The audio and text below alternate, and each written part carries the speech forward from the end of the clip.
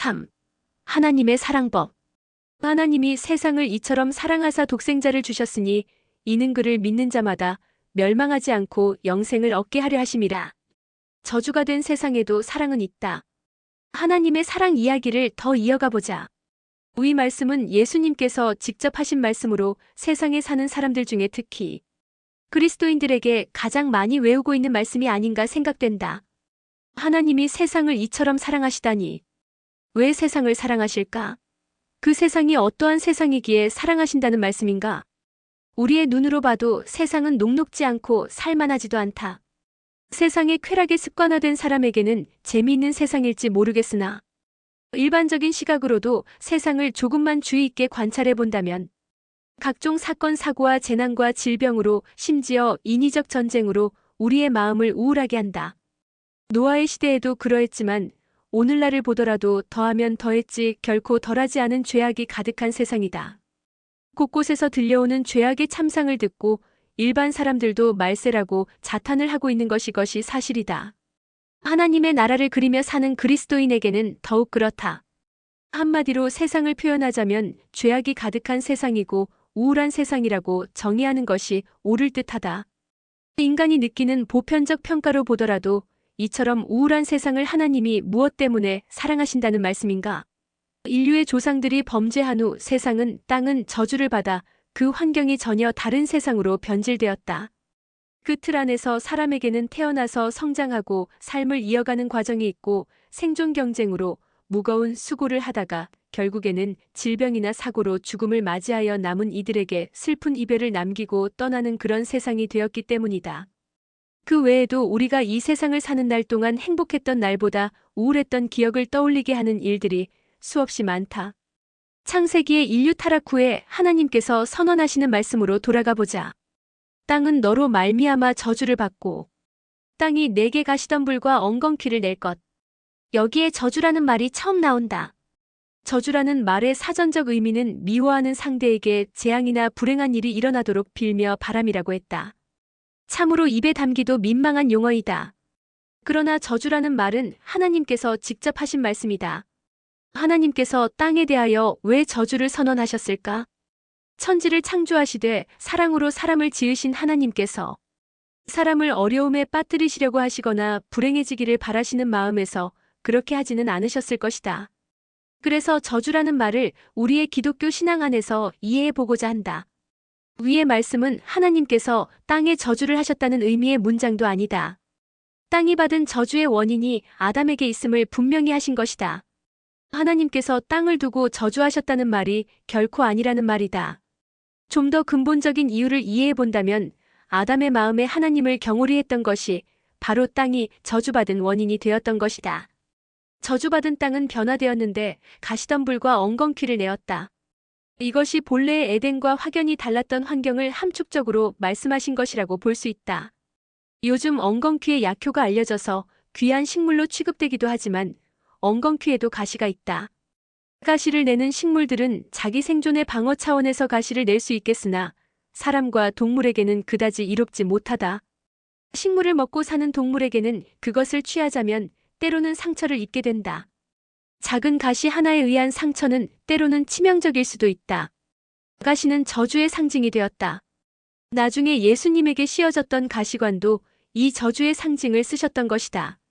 일련의 과정에서 의미를 상기하며 저주를 정의해 보자면 하나님의 임재와 보호하심의 손길이 떠나셨음이라고 이해할 수 있을 것이다. 아담에 의한 아담과 하나님 사이의 관계의 파탄이 가져온 결과로서 하나님의 보호하시는 손길이 떠나신 것이 저주라는 것이다. 하나님이 떠나시니 세상은 모든 생물에게 생존을 위한 치열한 경쟁의 터가 되고 말았다. 지금도 사람의 마음에 하나님을 잊고 살면 곧 본인에게뿐만 아니라 그가 속한 공동체나 사회에도 저주가 된다는 의미이기도 하다. 이기적 다툼과 시기와 질투와 왜곡된 사랑과 질병이 만연한 세상이 되어버린다. 이런 모습이 저주가 된 세상의 모습인 것이다. 그런데 하나님이 그런 세상을 왜 사랑하시는가 하는 것이다. 오늘날에도 살생이 난무하는 지옥 같은 전쟁터에 나의 사랑하는 가족 누군가가 있다면 온 마음이 거기에 집중되지 않을 수 없을 것이다. 특히 자식이 거기 있다면 더 그러할 것이다. 자식은 자신의 생명과도 같은 존재이기 때문에 더욱 그렇다. 그렇다고 전쟁터를 사랑할 수는 없는 노릇이다.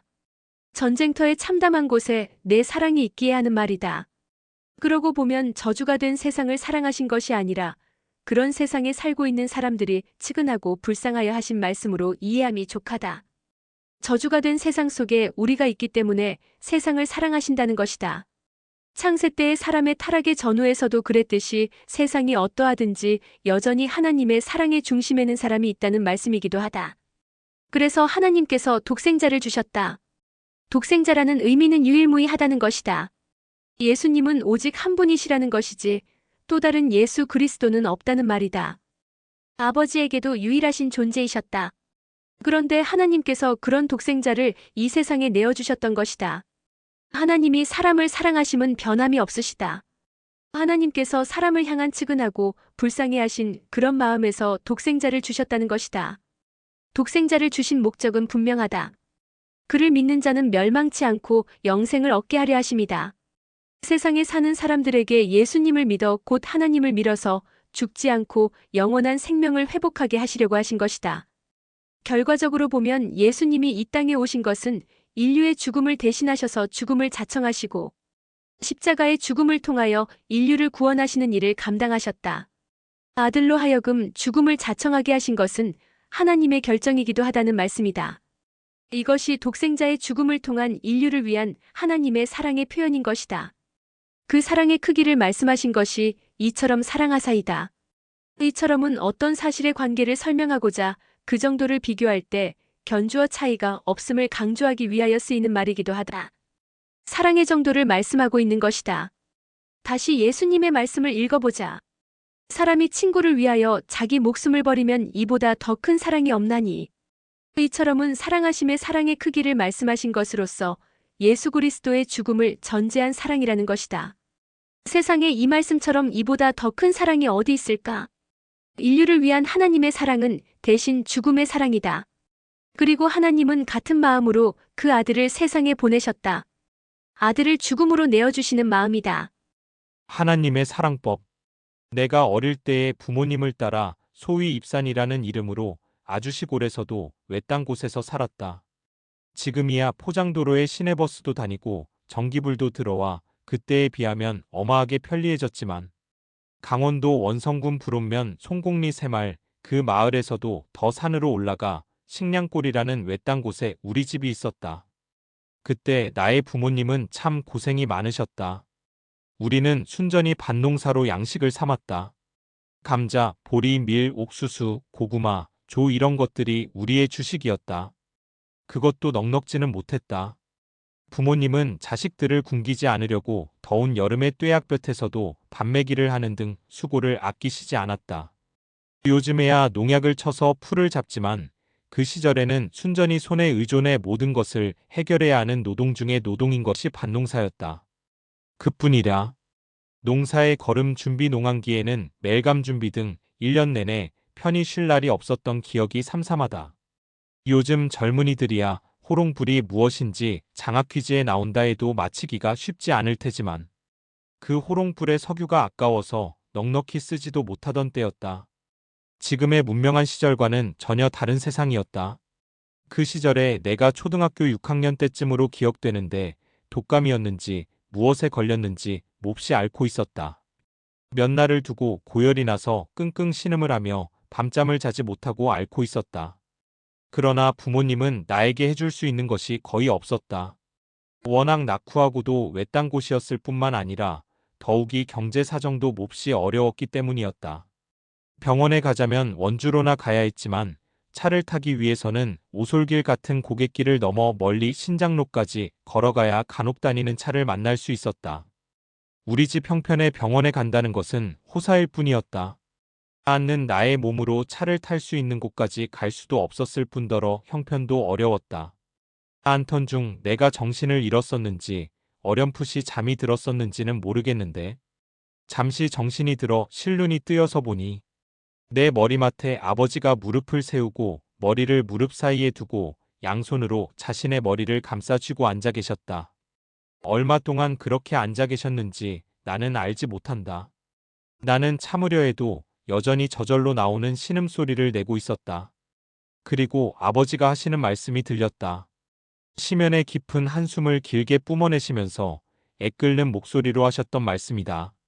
아이고 이 새끼야, 내가 대신 아프면 얼마나 좋겠노. 이 심심산골 외진 곳에서 생떼 같은 자식 하나를 잃을 것만 같은 생각이 드셨던 모양이었다.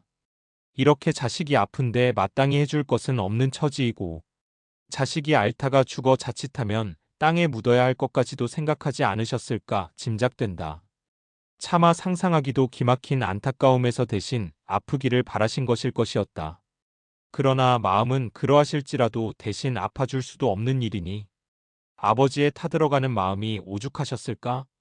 그 시절에는 대부분 그러했겠지만 나는 아버지로부터 사랑한다는 말을 한 번도 직접 들어본 적이 없다. 그러나 그때의 아버지의 그 말씀은 내가 내 평생 기억하는 아버지의 사랑의 시가 되었다. 아버지의 그 한마디는 아버지의 마음 깊은 곳에 잠겨있는 진실한 사랑의 표현이었던 것이다. 무슨 다른 말이 필요할까? 아이고 이 새끼야, 내가 대신 아프다가 내가 대신 죽지. 그 속에 아버지의 사랑의 깊이가 들어있는 것을, 이것이 우리 아버지의 사랑법이었음을 나는 기억한다. 사실 성경에도 하나님께서 내가 너희를 사랑한다 와 같은 말의 직접적인 표현은 없는 것으로 안다. 말로의 표현이 없다고 사랑하시지 않는 것이 아니다. 다만 내가 너희를 사랑한 같이 라는 간접화법의 표현은 있다. 내 계명은 곧 내가 너희를 사랑한 것 같이 너희도 서로 사랑하라 하는 이것이니라. 그러나 하나님의 말로 하신 직접적인 사랑 표현은 찾기 어렵다. 왜일까? 하나님의 사랑은 말로만의 표현이 아니다. 내가 너희를 사랑한 같이. 이 말씀은 공기 중에 공허하게 흩어지는 것 같은 결코 그런 가벼운 사랑이 아니라는 말씀이다. 그것은 말로가 아니라 행위이며 실천에 있는 사랑이기 때문이다. 하나님의 사랑은 실천적 행위로 표현되는 사랑이기에 묵직한 무게가 있고 세상을 덮고도 남을 사랑이 되는 것이다. 그런 사랑을 제자들에게 보여주시고 하신 말씀이 내가 너희를 사랑한 같이이다. 오래전의 일이지만 끔찍한 사건 하나가 있었다. 일명 지존파 살인 사건이다. 그들의 행실이 엽기적이고 기막히기도 해서 그랬겠지만 재판에 관한 일들도 자세히 보도되기도 했는데 결국 그들은 사형 선고를 받았다. 워낙 사회적 물의가 되었던 사건이라 언론의 취재 열기도 대단하여 사건의 전말과 재판 과정까지 상세하게 보도되었다. 그 보도 중 내가 읽은 어느 일간지에 실렸던 기사가 지금도 기억되는 부분이 있다. 그들의 재판이 있고 사형 선고를 받던 날 그들 중에 한 어머니도 방청을 하였던 모양이다. 재판이 끝나고 나가는 길에 어느 기자가 지금 심정이 어떠시냐고 그 어머니에게 물었다. 어찌 보면 그 기자의 질문은 그 어머니에게 너무나 잔인한 질문일 수 있었을 것이다.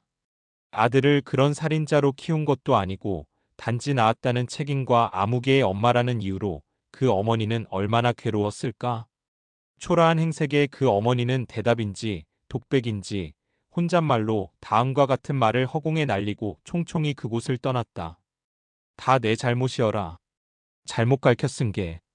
아고 대신 내가 죽을 수 없을란가. 깊은 탄식이 묻어나는 말이었다. 그 어머니는 괴로움을 그렇게 토로했다. 비록 흉악범이 된 아들이지만 그 어머니는 여전히 아들을 사랑하고 있다는 말이기도 하다. 이런 때에 그 사랑은 괴로움이다. 그런 자식이지만 낳은 책임의 괴로움이었던 것이다. 어머니는 자식의 죽음을 자신의 죽음보다 더 큰 아픔으로 체감하고 있었던 것이다. 대신 죽을 수 없을란가. 이 세상에서는 그 누구도 나의 아픔이나 죽음을 대신할 수 있는 사람은 없다. 육신의 형제자매도 심지어 나를 낳은 부모도 그렇게는 할 수 없다. 다만 마음으로는 나 외에 누구의 고통을 공유할 수는 있다. 하지만 앞에서 기술한 것 같이 육신으로 오신 하나님의 아들께서는 대신 죽음의 사랑을 자청하셨던 것이다. 말로가 아니라 대신 죽음을 실행하신 이것이 예수님이 우리를 향한 사랑법이다.